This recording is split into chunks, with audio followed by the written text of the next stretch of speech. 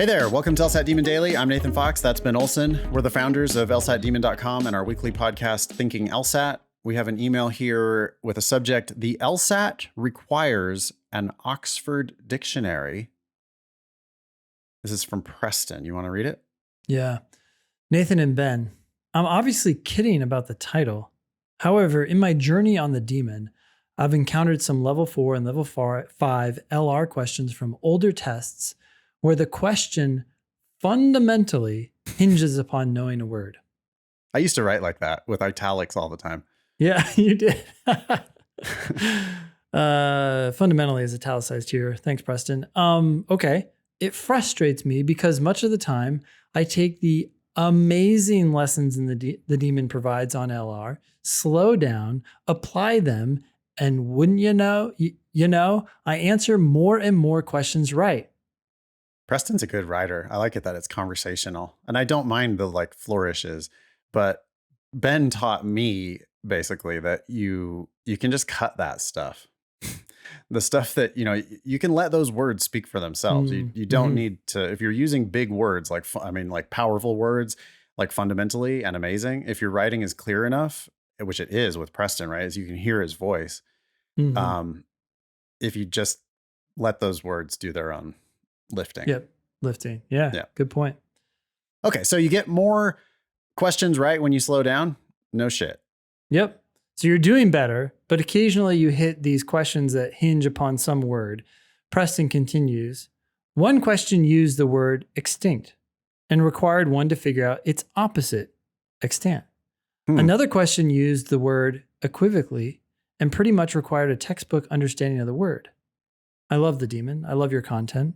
I'd also love to know how y'all recommend attacking these questions, as well as if they are still around on later tests. After all, the LSAT is here to test my ability as a lawyer. You wouldn't catch me in a million years saying extant in court. Oh, really? But you might. You're way more likely to say extant than extinct. Yeah, these words, the legal profession is filled with attorneys who know and use a lot of obscure words.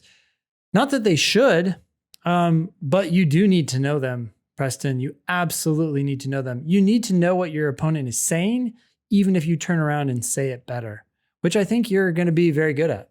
Lawyers are professional fighters. Lawyers are gladiators. People hire lawyers to go do battle for them. The weapons that they use are words. Yeah. So, you need a good vocabulary. My vocabulary is not perfect, but it gets better and better every day because I read and I write and I look up words in the dictionary. So, the long-term advice for listeners and Preston is to look up those words. Do we have short-term advice? Like, what do you do in the moment when you don't know one of these words?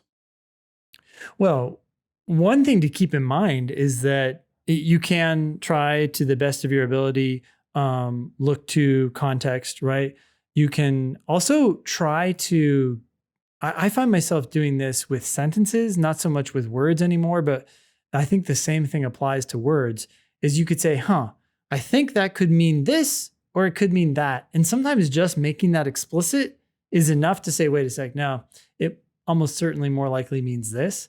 But even if you don't know, you have to remember that to get a question wrong on the LSAT, you have to pick a wrong answer and you can't choose the right answer.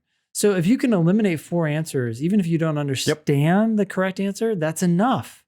That's why we teach you lots of tools, not just a few, but lots of tools. And, if you're going to get, there's multiple ways to get to the solution, including process of elimination, which is not like our first choice, but sometimes you just got to back into it.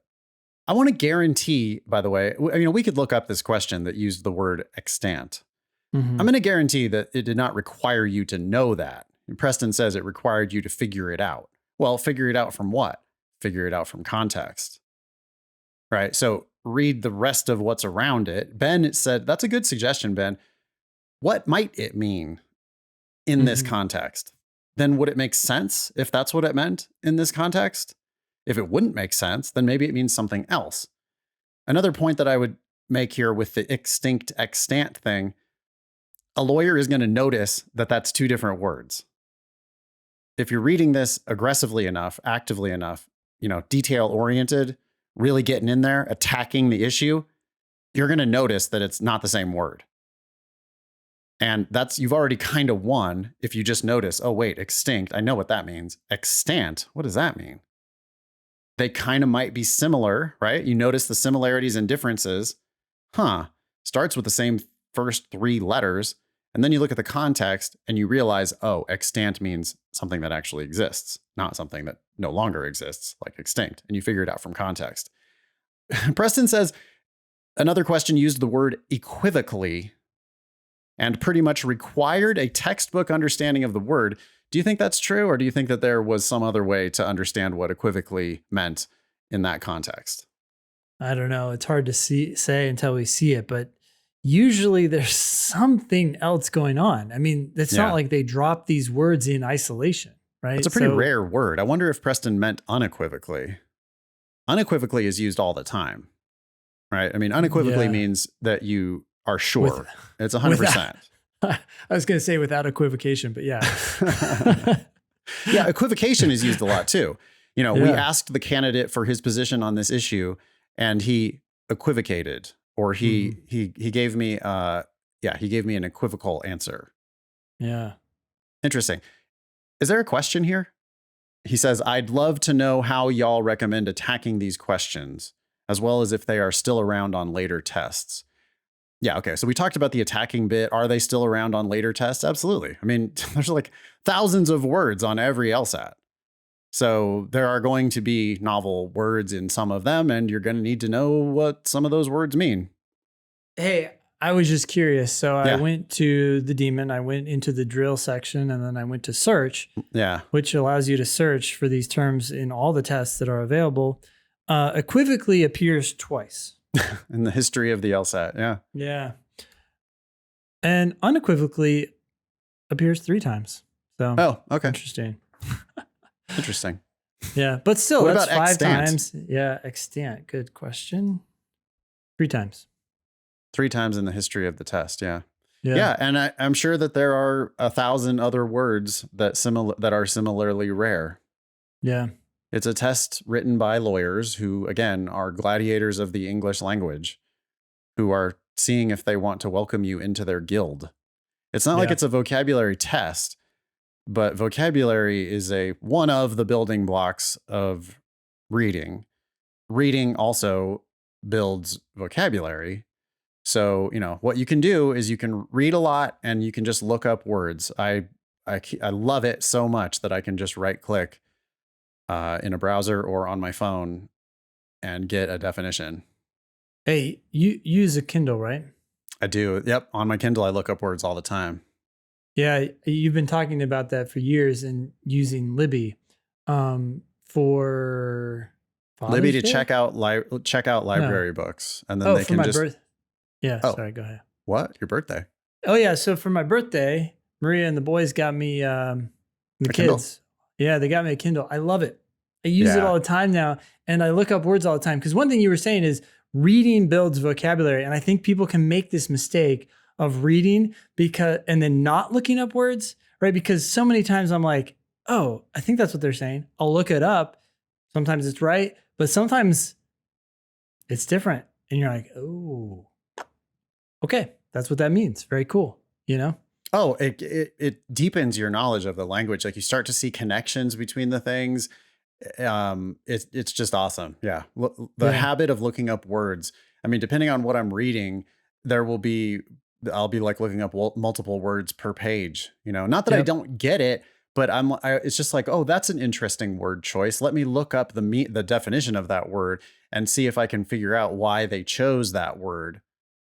Yeah. All y'all lawyers, which are, you're going to be a professional student, a researcher and writer. Yep. And so, yeah, it would be a really good idea for you to start looking up those words if you're not doing it already.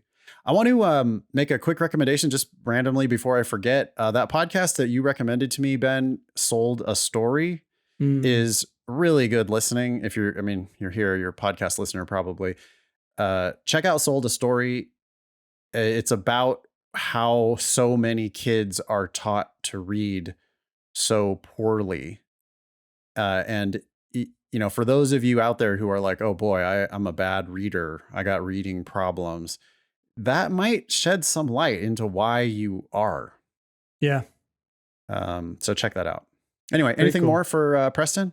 No, keep up the good work, man. Yeah, that was a vocabulary corner, I guess, on the LSAT Demon Daily podcast. Thanks for hanging out with us. You can email daily@lsatdemon.com like Preston did if you'd like to ask us a question or share some LSAT or law school admissions news. Thanks for listening.